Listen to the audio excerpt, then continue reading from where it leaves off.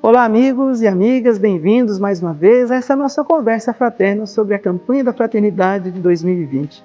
Hoje nós vamos olhar um pouquinho do texto base, como ele foi construído, quais as novidades que ele nos traz, como nós podemos então, inspirados no texto base, dar passos para viver a Quaresma como um caminho de conversão pessoal que incide na vida da comunidade, da nossa família e assim a toda a sociedade.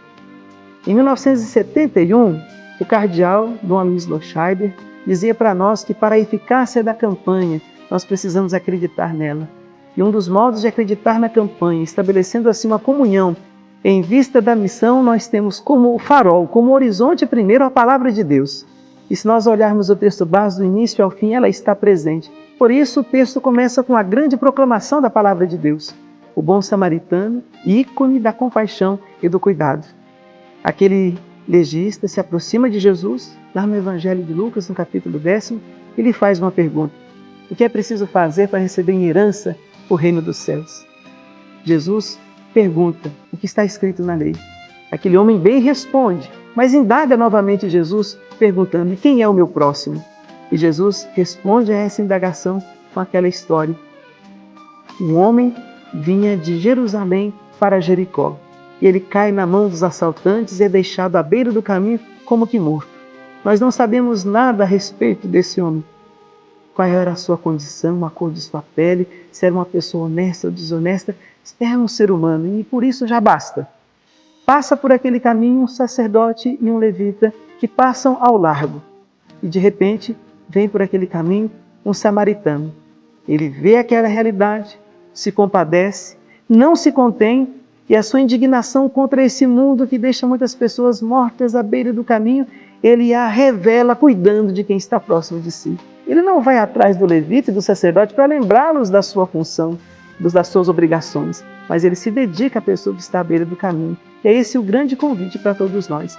Talvez uma grande contribuição da campanha desse ano seja nos ajudar a ter a capacidade de interromper a nossa rotina, se preciso for, para cuidar daquele que está caído à beira do caminho, oferecendo os primeiros socorros, vinho e azeite nas feridas, mas depois abrindo mão da própria montaria para oferecê-la àquele que não tem condições de caminhar no momento.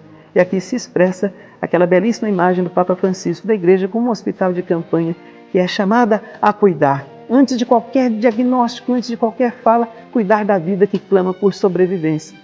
E quando aquele homem vive uma noite toda de cuidado com aquele que estava à beira do caminho, é deixado na hospedaria, o bom samaritano diz, cuida dele. Se tiveres gasto a mais, eu pagarei quando eu voltar. Para nós, o bom samaritano por excelência é Jesus. E cremos que ele há de voltar.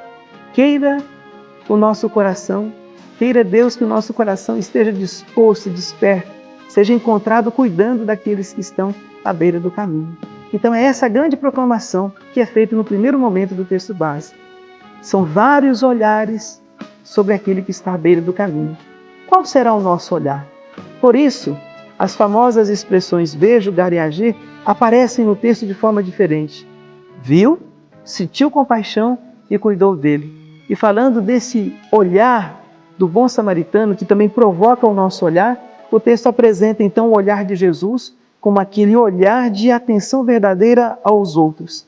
Mas apresenta também o olhar da indiferença que gera ameaças à vida. E aí o texto vem falando para nós da situação de crianças que vivem em situações desumanas, um número de pessoas desaparecidas que chega a 800 mil pessoas no Brasil, a situação do aborto, do suicídio, da automutilação, do uso indiscriminado de agrotóxicos e tantas outras situações que agridem a vida como dom de Deus a ser cuidado e compromisso a ser assumido.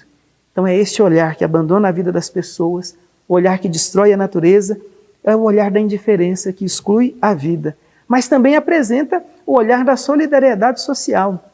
Vemos essa realidade tal como a parábola do trigo e do joio. O trigo e o joio crescem juntos. A gente precisa olhar o joio, mas é preciso ver também um bom trigo que está amadurecido para produzir aí vida nova. E o grande convite final é justamente esse. Diante de tantos olhares de indiferença, de exclusão, qual será o seu olhar? Qual será o nosso olhar como igreja? E a Quaresma vem para modificar o nosso olhar.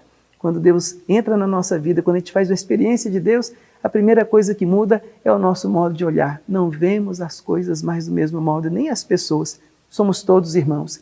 Precisamos cuidar uns dos outros. Continue conosco. Nós vamos olhar então a segunda parte. Sentiu compaixão? Te aguardo. Paz e bem.